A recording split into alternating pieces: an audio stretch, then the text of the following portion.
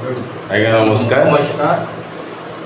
आज आम सुशांत बाबू जो बसीचु गोटे भारतर गोटे विशिष्ट घटना घटी काश्मीर आज्ञा तेज से विषय को लेकिन जो आम आलोचना आज करूँ आप जानते बर्तमान जो काश्मीर 370 हटिगला तापर देखो केते डेभलपमेंट बर्तमान आपंकर फॉरेन टूरिस्ट बहुत सीते तो प्रथम कथा है कौन आज आतंकवादी पहलगाम काली है सन्ध्या 6टा जो घटनाटा घटी से घटनाटा केवल गोटे धर्मपाई केवल कौ धर्मपाई हिंदू धर्मपाई करा केवल टार्गेट करा हिंदू धर्म को माने जाति एठी पचरा ना बड़ा इंटरेस्टिंग कथा जाति आलोचना ही पचरा तो ना को तो धर्म धर्म धर्म ना ना अनुसार धर्म बाहर जाऊँ ना धरा जाऊ आप ना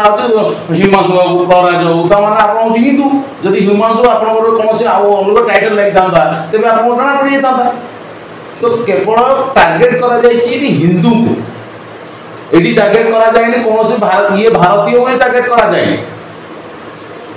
टोटाली मेसेज दि जाऊँ जमीक कि मुर्शिदाबाद बर्तमान चलती हिंदू मान आटाक चलती जहाँ जो घटना घटी आज से घटनाटा से घटी तेज भारत बर्तमान हिंदूर परिस्थिति बहुत भयावह माने आमे जदि देखुचु विगत सरकार आमर जो कांग्रेस आरंभ जो बड़ी हिंदू विरोधी सब नीति नियम कानून सब बन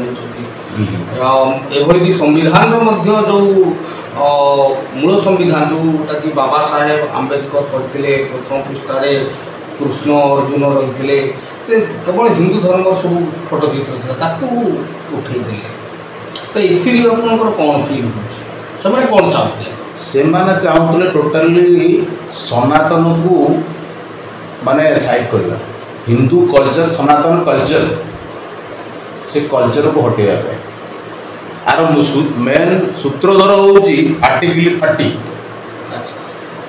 आर्टिकल 30 जिते जब आम पूर्वतन प्रधानमंत्री जवाहरलाल नेहरू यहाँ आनी से जो अनुच्छेद आनी से स्पष्ट लिखाई जे गोटे हिंदू माने आपणकर धरा जाऊ आप गीता गीता हो कि भागवत हो रामायण हो आप कौन स्कूल रे पाठ पढ़ा जीव ना किंतु गोटे ख्रिस्टियन सी इंग्लिश माने स्कूल जमीक आप कन्वेंट मद्रासा मुस्लिम मद्रासा खोलिया परमिशन अच्छी किंतु हिंदू मान आपंकर चाटशाली ना जमी गुरुकुल ना कहीं से हटे ये आर्टिकल 30 ही आमको आज काल जो पाकिस्तान आज भावुची जे जदि ये विद्रोह कला बा टेररिस्ट एक्ट कला ता द्वारा काश्मीर गोटे गोष्ठी बा मुस्लिम गोष्ठी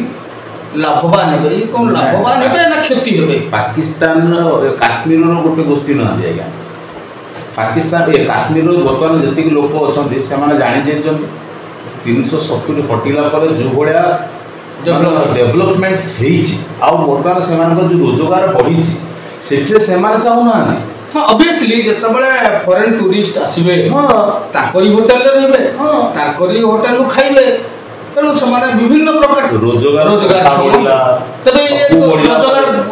बाधा बाधा पड़ला बर्तमान यहाँ हूँ मेसेज देते कौन ये कर उद्देश्य हूँ कहीं माने काश्मीर पर्टिकुलर यहाँ कर उद्देश्य हूँ ये 370 हटला बर्तमान टूरिस्ट सब ये मुआ होगा पहलगाम हूँ सब बेस्ट प्लेस एवं देखो गोटे आपंकर देखिए हनीमून करने हजबैंड वाइफ जाते हनीमून करने फास्ट नाइट हिसाब करूँ स्वामी की मारदेला स्त्री की रिसेंट फेब्रुआरी मास से माने रिसेंट हाँ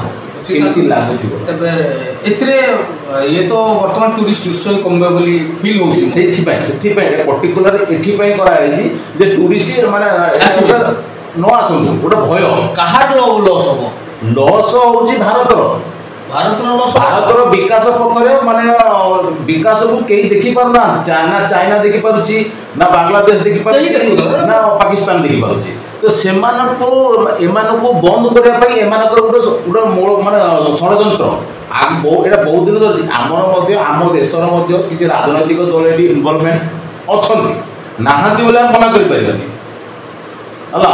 ଆମେ କୌଣସି ଦଳର ନାଁ ବି ନେଇପାରିବୁନୁ, କିନ୍ତୁ କିଛି ଅଛି ନହେଲେ ଆପଣଙ୍କର ଯେଉଁ ବର୍ତ୍ତମାନ ଯେଉଁ ଟେରର ସେଥିରେ ଆକ୍ସନ୍ ନେଇଛନ୍ତି ବା ଆଟାକ୍ କରିଛନ୍ତି, ସେଥିରେ 2 ଜଣ ଅଛନ୍ତି ପାକିସ୍ତାନର, ବାକି ଅଛନ୍ତି କାଶ୍ମୀର। ତେବେ କାଶ୍ମୀର ଲୋକ ଯଦି ସାହାଯ୍ୟ ନ କରନ୍ତେ, ଇଏ ତ ଗୋଟେ ଦିନର ପ୍ଲାନ୍ ହବନି, ଇଏ ବହୁତ ଦିନର ଷଡ଼ଯନ୍ତ୍ର। ପ୍ଲାନ୍ ନିହାତି 6-7 ଦିନ 8 ଦିନ ଲାଗିଥିବ, କିଛି ଦିନ ଲାଗିଥିବ, 4-5 ମାସର ପ୍ରୋଗ୍ରାମ, ଆଜିର ନୁହଁ, ବହୁତ ଦିନର ପ୍ରୋଗ୍ରାମ। ସେମାନେ ଏଠି ତ ରହିକି କରୁଥିବା, ଏଠି ରହିକି ଯେମିତି 370 ମାନେ ଯେତେବେଳେ ସେପଟ ଲୋକ ନ ଆସିପାରିଲେ, ବର୍ତ୍ତମାନ ସେ ଅଲଗା ରାସ୍ତାରେ ମଧ୍ୟ ଆସିବାକୁ ଚେଷ୍ଟା କରୁଛନ୍ତି। ବର୍ଡର ସିନା ବନ୍ଦ ହେଇଗଲା, ବର୍ଡର ସିନା ବନ୍ଦ ହେଇଗଲା, ଲୁଚିକି ତ ପଶିବା ପାଇଁ ବହୁତ କିଛି ଅଛି, ମାନେ ଗଳା ବାଟ ଅଛି, ବୁଲଚିସ୍ତାନ ବିଭିନ୍ନ ପ୍ରକାର ହୁଏ ସେମାନେ ଆସୁଛନ୍ତି। ମୁଦା ହେଉଛି ବର୍ତ୍ତମାନ କିଛି ଦିନ ତଳେ ଆପଣଙ୍କର ପାକିସ୍ତାନର ଚିଫ୍ ଅଛନ୍ତି, ଯିଏ ଆର୍ମି ଚିଫ୍ ଅଛନ୍ତି, ସେ ଗୋଟେ ସ୍ପିଚ୍ ଦେଇଥିଲେ। ସେ ଯେଉଁ ସ୍ପିଚ୍ ଦେଇଥିଲେ, ସ୍ପିଚ୍ଟାରୁ ଆପଣ ମାନେ କେମିତି ମାନେ ଟେରରିଷ୍ଟଙ୍କୁ ବଢ଼ାବା ଦେଉଥିଲେ ଆପଣ ସେଇଟା ଆପଣ ଜାଣିପାରିବେ। ତାପରେ ଆମର ସେଠି ଦେଖିବାକୁ ଗଲେ କି ଆମର ଏଠି ଭାରତରେ ବର୍ତ୍ତମାନ ହିନ୍ଦୁ ବିରୋଧୀ ବହୁତ ବାହାରୁଛନ୍ତି। ହଁ, ମୁଁ ଏବେ ଗୋଟେ ନ୍ୟୁଜ୍ ଦେଖୁଥିଲି ବା ସୋସିଆଲ ମିଡ଼ିଆରେ ଚେକ୍ କରୁଥିଲି ଯେ କାଶ୍ମୀରର କ'ଣ ହିନ୍ଦୁ କ'ଣ ମୁସଲମାନ ସମସ୍ତେ ଏହାକୁ ବିରୋଧ କରୁଛନ୍ତି, ଜାଣିଛନ୍ତି ଯେ ସେଥିରେ ତାଙ୍କର ଇନକମ୍ ହେଉଛି, ଯେ ଆମର ବୁଲିବା ପାଇଁ ଯେଉଁମାନେ ଯାଉଛନ୍ତି ତାଙ୍କ ଦ୍ୱାରା ତାଙ୍କର ଇନକମ୍ ହେଉଛି। ବଟ୍ କିଛି ଦେଖିଲି ହିନ୍ଦୁ ଯିଏକି ଲେଖିଛନ୍ତି ଯେ ଯେତେବେଳେ ଗୋଟେ ଟ୍ରେନରେ ଯେଉଁ ମାରିଥିଲେ ତାକୁ ମାନେ ଟାଇଟେଲ୍ ଦେଖି ବା ମୁସଲମାନ ଦେଖିକି ମାରିଥିଲେ, ତେଣୁ ଇଏ କ'ଣ ନୂଆ କଥା ବୋଲି ସେ ଲେଖିଛନ୍ତି, ତାମାନେ ଦେ ଆର୍ ନଟ୍ ସପୋର୍ଟ ଟୁ। ଏଇଟା ମୁଁ କହୁଛି କେବଳ ଏଇଟା ହେଉଛି ରାଜନୈତିକ, ଆମର ଏଠି କିଛି ରାଜନୈତିକ ଦଳ ଅଛନ୍ତି ମାନେ ଚୁଟି ଟାଣା ନୀତି, ଏଥିପାଇଁ ହିନ୍ଦୁ ଧର୍ମ ଆଜି ତଳେ, ସନାତନ ଆଜି ତଳେ, ଏଥିପାଇଁ କିଛି ରାଜନୈତିକ ଦଳଙ୍କ ଫାଇଦା ଆଇଡିଓଲୋଜି, ଯେଉଁ ଆଇଡିଓଲୋଜି ସେମାନଙ୍କର ବିଭିନ୍ନ ଜାତିରେ ଯାହା ବି ହଉ ମୋଦିକୁ ତଳେ ପକେଇବା, ଗୋଟେ ନିୟମ ହେଉଛି ହୁ କର୍ପୂର ଆମେ ମୋଦିକୁ ତଳେ ପକେଇବା ବା ତାକୁ ହାରେଇବା, ମାନେ ଏଠି ସନାତନ ଭାड़ में जाए, ସନାତନ ଭାड़ में जाए, କିଏ ଯାଉଛି ଯାଉ, କିନ୍ତୁ ମୋଦି ତଳେ ତାକୁ ଆମେ ମାନେ ସେ ଭଲ କଲେ ବି ତାର ଏଗେନ୍ଷ୍ଟରେ ଆମେ ବାହାରିବା, ଏଇଟା ତାଙ୍କର ନୀତି। ଏଇଟା ନୀତି କାହିଁକି ଆଜି ସାରା ପୃଥିବୀ ଏବେ ସେଇ ଦଳ ମାନେ ଯାଉଛନ୍ତି କୁଆଡେ, ଯୋଉ ଏତେ ବଡ ଗୋଟେ ଆଟାକ୍ ହେଲା, ସେଇ ଦଳ ମାନେ ରିଏକ୍ସନ ହେଇନି, ନା କଂଗ୍ରେସ ନା ସମାଜବାଦୀ ପାର୍ଟି, କୌଣସି ଦଳ ନା ଆମର ତୃଣମୂଳ କଂଗ୍ରେସ ମମତା ବାନାର୍ଜୀ ଖାଲି ଆମର ଓବେସି ସାହେବ ଆମର କିଛି କହିଛନ୍ତି, ଓବେସି ସାହେବ 2-4 ପଦ କହିଛନ୍ତି, ସେ ତାଙ୍କ ଅନ୍ତରରୁ କହିଛନ୍ତି କି ତାଙ୍କ ପେଟରୁ କହିଛନ୍ତି କି ପାଟିରୁ କହିଛନ୍ତି ଆମେ ଜାଣିପାରିବୁ କହିଛନ୍ତି। କିନ୍ତୁ ଆମର ଯେଉଁମାନେ ମୁଖ୍ୟ ଧାରାର ଅଛନ୍ତି, ମାନେ ହିନ୍ଦୁ ଧର୍ମର ଯେଉଁମାନେ ମାନେ ରାହୁଲ ଗାନ୍ଧୀ କୁହନ୍ତୁ ମୁଁ ହିନ୍ଦୁ ଜେନେ ପଇସା ପିନ୍ଧନ୍ତି, ଆଜ୍ଞା କହିବା ପାଇଁ ତ ବହୁତ କିଛି, କିନ୍ତୁ କହିବା ପାଇଁ ସମସ୍ତେ ଜାଣନ୍ତି ଭାରତ ସାରା ଜାଣନ୍ତି ପ୍ରକୃତ ସିଏ କୋଉ ଜାତିର ବା କୋଉ ଧର୍ମ ସମସ୍ତେ ଜାଣନ୍ତି, କିନ୍ତୁ କିଛି ତାଙ୍କର ଚାମଚା ଯେଉଁ ଅଛନ୍ତି ତାଙ୍କର ଇଏ ଅଛି, ସେ ତାକୁ ଟେକିକି ଧରି ପାରନ୍ତି। କିନ୍ତୁ ଆମେ ତ କହିବୁ ପ୍ରକୃତରେ ହିନ୍ଦୁ ଧର୍ମ ଅଛି, ହିନ୍ଦୁ ଧର୍ମକୁ ବଞ୍ଚାଇବା ସମ୍ଭବ ବର୍ତ୍ତମାନ ଆସିଯାଇଛି। କିନ୍ତୁ ଇଏ ତ ସନାତନ ଧର୍ମ ନା, ସେମାନେ ଯେତେ ଚେଷ୍ଟା କଲେ ବି ଆକୁ ବିଲୁପ୍ତ କରିପାରିବେ ନା, ବରଂ ସେମାନେ ବିଲୁପ୍ତ ହୋଇଯିବେ। ବହୁତ ଲାଗିଛନ୍ତି, ବହୁତ ଆସିଛନ୍ତି, କେତେ ଆସିନାହାନ୍ତି, କିଛି ଡରକୁଳା ଲୋକ କିଛି ଧର୍ମ ପରିବର୍ତ୍ତନ କରିଛନ୍ତି, କିଛି ଲୋକଙ୍କ ପାଇଁ ଆମେ ଆଜି ଭୋଗୁଛେ, କିଛି ଲୋକଙ୍କ ପାଇଁ ଏଇଭଳିଆ ଲୋକ ପର୍ଟିକୁଲାର ଆପଣ ଦେଖନ୍ତୁ, ଏଇଥିପାଇଁ ଅଂଗ୍ରେଜ ଆସିକି ଶାସନ କରିକି ଗଲେ 200 ବର୍ଷ, ଏମାନଙ୍କ ପାଇଁ ମୋଗଲ ଆସିକି ଶାସନ କରିକି ଗଲେ। କିଛି ଲୋକଙ୍କ ପାଇଁ ଘର ଭଙ୍ଗା ନୀତି ନହେଲେ ସେ ସ୍କୋପ ପାଇବନି। ଘର ଭାଇ ଯଦି ଅନ୍ୟକୁ ସାହାଯ୍ୟ ନ କରେ, ବାହାରେ ଲୋକ ତ ଘରେ ଆଟାକ୍ କରିପାରିବନି। ତେଣୁ ଆପଣ ମହମ୍ମଦ ଘୋରିକୁ ବି ଯେତେବେଳେ ଆଟାକ୍ କଲା ମହମ୍ମଦ ଘୋରି, ସେତେବେଳେ ଆମର ପୃଥ୍ୱୀରାଜ ଚୌହାନ ବେଳେ ସେ ଜୟଚନ୍ଦ୍ର ଯାଇକି ସଲାସୁତରା କରିକି ତାକୁ ଫାର୍ଷ୍ଟ ଟାଇମ୍ ତ ହାରିଗଲା ମହମ୍ମଦ ଘୋରି, ସେକେଣ୍ଡ ଟାଇମ୍ ୟାର ସାହାଯ୍ୟ ନେଲା, ଜୟଚନ୍ଦ୍ରର ସାହାଯ୍ୟ ନେଇକି ସେ ଆକ୍ରମଣ କଲା ଭାରତକୁ। ତାହେଲେ ସେ ପ୍ରଥମ ଯେଉଁ ଆମର ମୋଗଲ ସମ୍ରାଟ ମାନେ ଆସିଲେ, ଆମରି ହିନ୍ଦୁ ଭାଇଙ୍କର ସାହାଯ୍ୟ ନେଇ। ତାର ଗୋଟେ ଭଲ ଷ୍ଟୋରି ଅଛି ଆପଣଙ୍କୁ କହୁଛି। ଯେତେବେଳେ ମୋଗଲ ଆସିକି ଶାସନ କରିବାକୁ ଆସିଲେ, ଆମ ହିନ୍ଦୁ ରାଜାମାନଙ୍କୁ ଯେତେବେଳେ ଦେଖିଲେ ଏଠି, ସେ ଡରି ଯାଇଥିଲେ, ନିଶ୍ଚୟ ଡରିକି ରିଟର୍ଣ୍ଣ ଗଲେ। ରିଟର୍ଣ୍ଣ କରିକି ତାଙ୍କର ଦୂତକୁ ଗୋଟେ ପଠେଇଲେ, ପ୍ରକୃତରେ କ'ଣ ମାନେ ଏଠି କ'ଣ ଏତେ ମାନେ ଏତେ ପାୱାରଫୁଲ୍ ତ ଏମାନଙ୍କର ୱିକ୍ ପଏଣ୍ଟଟା କ'ଣ ଅଛି ଆକୁ ଆମେ କେମିତି କବ୍ଜା କରିପାରିବା। ତ ଜଣେ ଘୋଡ଼ାରେ ଆସିଲେ ଏଠି ହିନ୍ଦୁସ୍ତାନ ଆସିକି ଦେଖିଲେ ବୁଲିଲା ଭିତରେ ତାକୁ ଟିକେ ଥକା ଲାଗିଲା ଯେ ସେ ଟିକେ ଘୋଡ଼ାଟାକୁ ରଖିଦେଇକି ମାନେ ତାକୁ ଦାନା ସିଏ ଖାଇବ ବୋଲି ଟିକେ ଛାଡ଼ିଦେଲେ, ସିଏ ଖାଇବା ବାସ ଇଏ ଟିକେ ରେଷ୍ଟ ନେଲେ। ସେ ସମୟରେ କ'ଣ ହେଇଛି ସେ ଘୋଡ଼ାଟା ମାନେ ଆମର ଯେଉଁ ଫସଲ ହିନ୍ଦୁସ୍ତାନ ତ ଟିକେ ଆମର ଫସଲ ସିଏ ଗୋଟେ ଫସଲ ଖାଉଥିଲା। ତ ଗୋଟେ ଲୋକ ଆମର ଏଠି ମାନେ ସ୍ଥାନୀୟ ବାସିନ୍ଦା ଯିଏ ଦେଖିଲେ ସେ ଦୌଡ଼ିକି ଆସିକି କ'ଣ କଲେ ନା ତା ବିଲରେ ଖାଉଥିଲା ବେଳେ ତାକୁ ସେ ଭଗେଇଦେଲା, ଅନ୍ୟ ବିଲକୁ ଟେଢ଼େଇଦେଲା। ଟେଢ଼େଇଦେଲା ପରେ ସିଏ ଚୁପ୍ ପଳେଇଗଲା। ମାର୍କ କରୁଥିଲା କିଏ? ସି ବିଦେଶୀ। ଏଇଥିରୁ ସେ ଜାଣିପାରିଲା ଏଠି କେହି କାହାର ନୁହନ୍ତି, ନିଜ ଜିନିଷ ନିଜେ ଦେଖନ୍ତି। ତେଣୁ କାହାକୁ ଗୋଟେ ଧରିବା, ତାହାକୁ ଧରିଲେ ଅନ୍ୟର ଗୋଡ଼ଟାକୁ ଟାଣି ହେବ। ସେ ହେଉଛି ମହମ୍ମଦ ଯିଏକି ପ୍ରଥମ ହାରିଯାଇଥିଲେ, ସେକେଣ୍ଡ ଟାଇମ୍ ଜୟଚନ୍ଦ୍ରର, ଏବଂ ଜୟଚନ୍ଦ୍ର ବି ହିନ୍ଦୁ ଥିଲେ। ପୃଥ୍ୱୀରାଜ ଚୌହାନକୁ ମାନେ ହରାଇବା ପାଇଁ ସେ ହିନ୍ଦୁକୁ ହିନ୍ଦୁ ହିଁ ହାରାଇବା ପାଇଁ ସେ ବର୍ତ୍ତମାନ ବି ହିନ୍ଦୁ ସଂସ୍କାର ବା ଆମର ଯେଉଁଟା ସନାତନ ଧର୍ମକୁ ବିଲୁପ୍ତ କରିବା ପାଇଁ କେବଳ ହିନ୍ଦୁମାନେ ଚାହାନ୍ତି, କେବେ ଅନ୍ୟ କୌଣସି ଧର୍ମ ନାହିଁ ଯିଏକି ହିନ୍ଦୁ ବିରୁଦ୍ଧରେ ଆବାଜ। ଶୁଣନ୍ତୁ, ଆପଣ ଆଜିକା ଡେଟ୍ରେ ଦେଖନ୍ତୁ, ଆଜି ମୁର୍ଶିଦାବାଦରେ ଏତେ ଘଟଣା ଘଟିଲା ପରେ ଆମେ ତ ମୁଁ କହୁଛି ଆମ ମୟୂରଭଞ୍ଜ ଜିଲ୍ଲା ହେଉ, ବାଲେଶ୍ୱର ଜିଲ୍ଲା ହେଉ, ଯେଉଁଠିକି ଯାଆନ୍ତୁ ମୁର୍ଶିଦାବାଦର ଆଜ୍ଞା ଲୋକ ଏଠି ଆପଣଙ୍କ କାମ କରୁଛନ୍ତି।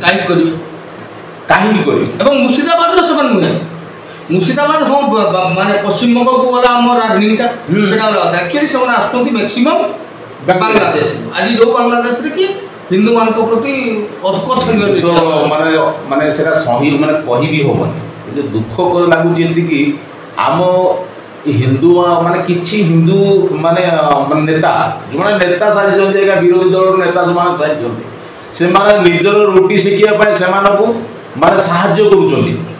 ଯାହା ପାଇଁ ଆଜି ଆମର ଝିଅ ବୋହୂକୁ କେଉଁଠି କିଏ ନେଇକି ଗଲାଣି, କିଏ କେଉଁଠି କୁଆଡ଼େ ମାନେ ଜିହାଦି କଲାଣି, କ'ଣ କଲାଣି, ତାର କିଛି ଅତା ପତା ମିଳୁନି। ଆଜି ଯଦି ଆମ ସଂଗଠନ ଯଦି ନ ଉଠିବ, ହିନ୍ଦୁ ଧର୍ମ ମାନେ ନ ଜାଗିଲା, କାଲି ଆମ ପାଇଁ ବିପଦର ମାନେ ଘଣ୍ଟି ବାଜିବାଟା ସୁନିଶ୍ଚିତ। ବାଜି ଆସିଲାନି। ଆଚ୍ଛା, ଗୋଟେ କଥା ଯେ ଉତ୍କଳ କଳାର ଜାଗା, ଉତ୍କଳରେ ବିଭିନ୍ନ ପ୍ରକାର ଖାଲି କଳା ନୁହେଁ, କାରୁକାର୍ଯ୍ୟରେ ଯେଉଁଠିକି କୋଣାର୍କ ଭଳିଆ ମନ୍ଦିର ତିଆରି ହେଇଛି, ଏଥିରେ କ'ଣ ମିସ୍ତ୍ରୀ ଅଭାବ? କାହିଁକି ଆମର ବାଂଲାଦେଶ ବା ମୁର୍ଶିଦାବାଦର ମିସ୍ତ୍ରୀ କରିବା? ଆମ କ'ଣ ହିନ୍ଦୁ ମିସ୍ତ୍ରୀ ନାହିଁ? ବା ଆମର ଏଇଠିକାର ମୁସଲମାନ ମିସ୍ତ୍ରୀ ନାହିଁ କି? ଆମ ସ୍ଥାନୀୟ ହିନ୍ଦୁ ହଉ, ମୁସଲିମ ହଉ, କିଛି ବି ହଉ, ସ୍ଥାନୀୟ ଇନକମ୍ଟା ସ୍ଥାନ ରାଜ୍ୟରେ ରହିବ।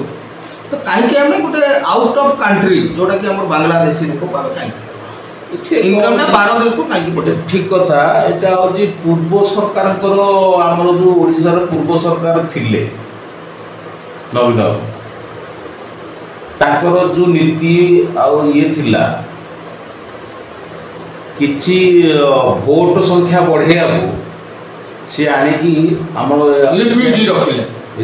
ଆମର କେନ୍ଦ୍ରାପଡ଼ା, ଯାଜପୁର ଆଉ ବାଲେଶ୍ୱର ଏଭଳିଆ ଚାରିଆଡ଼େ କିଛି ବଢ଼େଇବା ଭିତରେ କ'ଣ ହେଇଛି ନା, ସେମାନେ ତ କର୍ମ ଦରକାର ନା।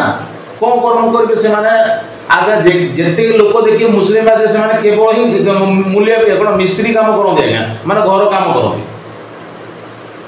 ଆପଣ କାହାକୁ ଦେଖିବେ ଝିଅକୁ ବି ଭୋଗେଇକି ଦିଅ, ସେଟା ରିସେଣ୍ଟ ତ ଅଲଗା କଥା। କିନ୍ତୁ ମେନ୍ ଜିନିଷ ହେଉଛି ସେମାନେ ମିସ୍ତ୍ରୀ କାମ କେବଳ କରନ୍ତି। ଆଚ୍ଛା, ଓଡ଼ିଶାର ମିସ୍ତ୍ରୀ କ'ଣ ନାହାନ୍ତି? ବହୁତ ମିସ୍ତ୍ରୀ ଅଛନ୍ତି ପ୍ରତ୍ୟେକ ଗାଁରେ। କାରଣ ହେଉଛି କମ୍ ପଇସାରେ ସେମାନେ କାମ କରନ୍ତି।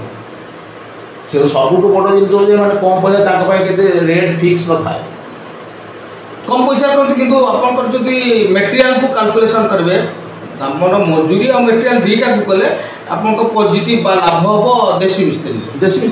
ଅବଭିୟସଲି ଆପଣଙ୍କର ଏକ୍ସପେନ୍ସିଭ୍ ତାଙ୍କର ବହୁତ ଥାଏ। ମେନ୍ ହେଉଛି ଆମକୁ ସଜାଗ ହେବାକୁ ପଡ଼ିବ, ଆଉ କିଛି ରାସ୍ତା ନାହିଁ। ଅଦରୱାଇଜ ଆମେ ନିଜକୁ ସରେଣ୍ଡର କରିବାକୁ ପଡ଼ିବ, ନହେଲେ ସଜାଗ ହେବା। ଲୋକ କୁହନ୍ତି ଏଠିକାର ମିସ୍ତ୍ରୀ କୁଡ଼ିଆ ହେଲେ ବି ଅର୍ଥଟା ଆମ ରାଜ୍ୟରେ ରହିଲା। ଆମ କୁଡ଼ିଆ ମିସ୍ତ୍ରୀ ହଉ କି କିଏ ବି ହଉ, ସମସ୍ତଙ୍କୁ ତ ତମେ ବାହାର ପଠେଇଦେଲେ। ଯେତେବେଳେ କାମ ନ ମିଳିଲା ଓଡ଼ିଶାରେ, तो काम तो बाहर को गले ना आपण मयूरभंज कथा आप बालेश्वर कथा कहते आप भर को पहुँचना आप नयागढ़ डिस्ट्रिक्ट जातु आप कंधमाल डिस्ट्रिक्ट जातु आप अनुगुल जातु आप ये सब एरिया ढेंकानाल जातु ये सब एरिया लोक अच्छा अनुन्नत लोक अच्छा तब बीजेपी सरकार तो बर्तमान गोटे व्यवस्था कर देछि जे जो मन चाहिए बर्तमान आज्ञा तो सेटा आगु जदी हि थांता देखो दादन जानते कि मुर्शिदाबाद आसी हमर एकार मिस्त्री छिटिबो आमको बर्तमान समस्त को अनुरोध आम एति करू मुर्शिदाबाद रे बर्तमान जेमती आम हिंदू भाई भौणी मानकर संहार हेछि होउछि से भली आपण मानको तो विनम्र अनुरोध आपण से मानको चिन्हंतु चिन्हिकी जेते शीघ्र पारुचंती ताकू कामरू बरखास्त करंतु काम बंद करांतु 5 दिन आगे काम बंद हो गले आपनकर किछि नष्ट हो जीवनी मासे जगह 2 मास रे 2 मास हो जाऊ हम लोकल मिस्त्री लेट करंतु ना लेट कथा कहूनी आज्ञा ये डन हो जाऊ किंतु आपनकर घरर इज्जतटा तो पड़े जीवनी यार आज्ञा काली जदि आपण माने घरटा मोर 5 दिन रे हे बोले आपण कर दे घरर इज्जतटा जरा पड़े जो सेतळे को को नहीं पड़ेबे सेटा तो कहू जाय बर्तमान भी होची रिसेंटली भी कोटा हिजी बार पता ना जस्ट आई 3-4 दिन तळ आ ओटा बर्तमान जो इंसिडेंटटा हे गला ओटा से पाई तो हमरो होम मिनिस्टर जाय चोटी हमरो अमित सर जाय चोटी नहीं काले राती समय ताको कर्तव्य दृष्टि इमीडिएटली जाय पहुँचले साउथ प्रधानमंत्री राति रिटर्न आस 2 दिन अधा काम अजित डोभाल आउ बहुत बड़ जिन हवा जाए आप मन रखी था माने सर्जिकल 3 हवा जाऊँ विश्वास अच्छी हाँ मत भी लगुच मोदी नईवा लोक नईवा लोक नुह सी अधा काम कहीं हिंदू धर्म को जब किसी आटाक कराई ना से क्या छाड़ हिंदू धर्म तो धर्म द्वितीय कथा हूँ आमर जो देशर इकोनोमिकाली भी से किलिंग कर इकोनोमी को डाउन करने डाउन कर विदेशी निश्चय आप भावुं कि गोटे एक्शन हम बहुत बड़ा एक्शन हम आप जानी ना माने कथा अछि एवरी एक्शन हैज रिएक्शन आपण देखंतु मु एबे भी कहूची किछि भी इंडियन आर्मी छोट आर्मी नुह इंडियन आर्मी को माने एते छोट भाबे उचित नुह वर्तमान इंडियन आर्मी को पावर दिया सरलानी आपण देखंतु माने पाकिस्तान जिबे से माने पचारी ताको ही मारिबे आ गोटे कथा वर्तमान हमर गोटे उठुची पीओके एटा गोटे बढ़िया चांस नुह कि पीओके अख्तियार करबा होय तो सेति पई भी किछि आनिया माने आमर भारत खूब कम समय कथा है किंतु आनुनी सेमाने आपे आसीबे एमिति तयारी कर दिया होजी पीओके निजे कहबो पीओके को आनिया पाए चाहिले भारत चाहिले कि किछि दिन रे हेबो गोटे 24 घंटा समय माने सेना को गोटे 24 घंटा छाड़ देले से सेना को मिसै दे किंतु मोदी नरेंद्र मोदी प्रधानमंत्री एमती गोटे आमर तैयारी कले जहाँ देखिकी आज से पीओके निजे कहूची भारत आम मिसी आ नरेंद्र मोदी जय बोले कहउछंती हां वर्तमान हमर केवल सेठी नुह पीओके पाकिस्तान लोक भी दे और सपोर्ट टू मोदी समर भी चाहू कि हमर भी मोदी प्रधानमंत्री हो काहे कि न चाहे मु साहेब चौधरी कर वीडियो देखली साहेब समस्त आज्ञा समस्त कांग्रेस नुहंती मन रखिथांतु किछि मुस्लिम अच्छा जमी वाकवर्ड बिलटा बर्तमान पास होला परे मते बहुत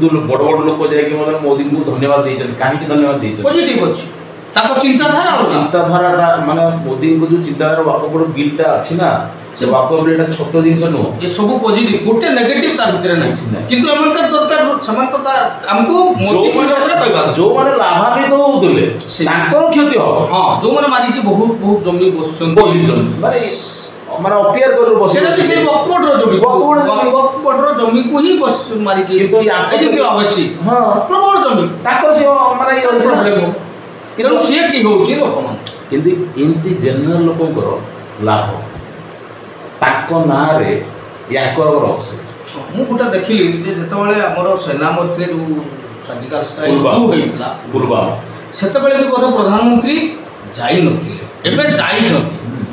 এইটা হচ্ছে বোধ বহুত বড় গোটে চিন্তা পাকিস্তান ଆପଣ ଏଠି ଭାବନ୍ତୁନି ଯେ ଅମିତ ଶାହ କାଲି ରାତି ରାତି ଯିବା উইথ প্রধানমন্ত্রী অধারু আসিবা এইটা ଗୋଟେ ଛୋଟ ଘଟଣା ହବନି, ଏଇଟା ଗୋଟେ ବଡ ଇସାରା ଦଉଛି ଆଗକୁ, ବହୁତ ବଡ ଇସାରା ଦଉଛି ପାକିସ୍ତାନ ପାଇଁ। ନିହାତି ମୁଁ ଭାବୁଛି ଗୋଟେ ବହୁତ ବଡ ପଦକ୍ଷେପ ନେବେ। ଆଉ କାଲି ରାତିରୁ ସର୍ଚ୍ଚ ଅପରେସନ ମଧ୍ୟ ଜାରି ରହିଛି। ବର୍ତ୍ତମାନ ସୁଦ୍ଧା ଯାହା ଆମ ପାଖରେ ଯାହା ରେକର୍ଡ ଅଛି 6 ଜଣ ଯୋଉଠି ଆତଙ୍କବାଦୀ ଲୁଚିଛନ୍ତି ତାଙ୍କୁ ମଧ୍ୟ ଟ୍ରେସ୍ ସାରିଛି ବର୍ତ୍ତମାନ ସୁଦ୍ଧା ଖବର ଯାହା। ତାହେଲେ 2 ଜଣ ଯଦି ପାକିସ୍ତାନରୁ ଆସିକି ଆଉ 4 ଜଣ କୋଉ ସେମାନଙ୍କୁ ଧରିଲା ପରେ ଜଣା ପଡ଼ିବ। ଲୋକାଲ କିଛି ଅଲଗା କଣ୍ଟ୍ରିରୁ ତ ଆସିବେନି କହିଲେ ଆଜ୍ଞା। ଆପଣ ଆମର ମାନେ ଯଦି କହିଛି ସ୍ୱଜାତି ପର ହିଂସିକ, ଆମ ନିଜ ଭାରତରେ ରହିକି ଯେଉଁମାନେ ଆମର ଖାଇକି ଆମର ଇଏ କରୁଛନ୍ତି ସେମାନଙ୍କୁ ଆଉ କ'ଣ ଚିହ୍ନିବା? ପାକିସ୍ତାନ ଜିତିଲେ ଜୟ କହୁଛନ୍ତି, ଭାରତ ମାତା କି ଜୟ ତାକୁ କହିବେନି, ପାଟିରେ ବୋଲୁନି। ବନ୍ଦେ ମାତରମ୍ ସେମାନେ ଗାଇବେନି।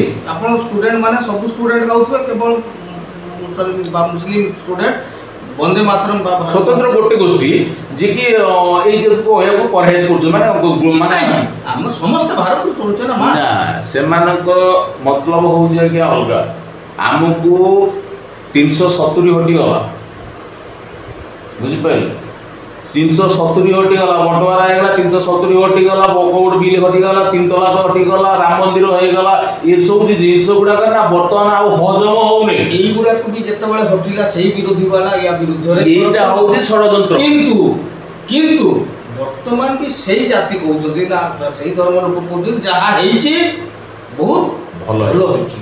ଏବଂ ମୋଦି ଏଇଥିରୁ କ୍ଲିୟର ହେଇଗଲା ସେ ଯାହା ବି ଷ୍ଟେପ୍ ନେବେ ସେ ଜାତି ଧର୍ମ ବର୍ଣ୍ଣ ନିର୍ବିଶେଷରେ ସମସ୍ତଙ୍କର କେମିତି ଭଲ ହବ। ତାଙ୍କର କୁହନ୍ତି ସବକା ସାଥ ସବକା ବିକାଶ, ସବକା ବିଶ୍ୱାସ ସବକା ବିକାଶ, ସବୁ ତାଙ୍କର ସମସ୍ତଙ୍କ ପାଇଁ। ଏଥିରେ କୌଣସି ଜାତି ଧର୍ମ ରୁହେନି। ତ ସେଇ ଜିନିଷଟା ବର୍ତ୍ତମାନ ପ୍ରାୟ ଲୋକ ବୁଝିଗଲେଣି। ତେଣୁ ମୋଦିକୁ ହଟେଇବା ବି ବହୁତ କଷ୍ଟ ହେଉଛି।